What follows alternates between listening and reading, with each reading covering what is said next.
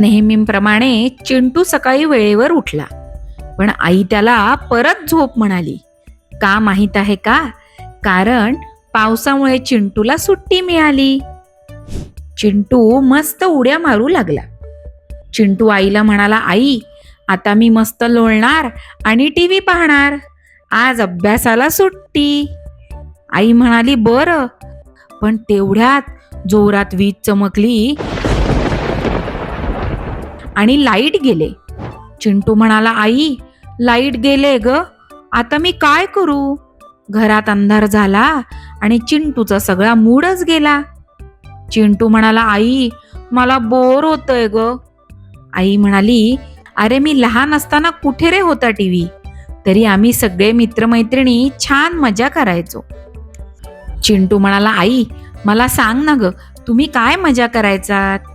अरे आम्ही घराबाहेरच्या रस्त्यावर जिथे पाणी साठेल तिथे तिथे जाऊन उड्या मारायचो.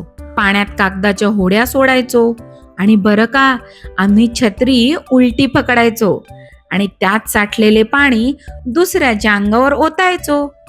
वेगवेगळी झाडे, फुले, पाने यांचे निरीक्षण करायचो. इंद्रधनुष्य बघायचो. हे ऐकल्यावर चिंटू तर उड्या मारायला लागला. चिंटूने चिंगी आणि ढंप्याला बोलावले. त्यांनाही सगळी मजा सांगितली. मग काय गंमत झाली.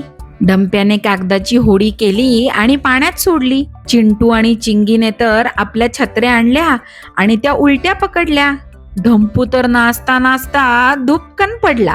सगळा कंटाळा निघून गेला. चिंटू अगदी खुश झाला. चिंटू, चिंगी आणि ढंपूने आज एक वेगळा दिवस अनुभवला. बघितलेत मुलांनो, तुम्ही चिंटू सारखा छोट्या छोट्या गोष्टीत आनंद शोधायला शिका आणि या पडणाऱ्या पावसाचा मस्त आनंद घ्या.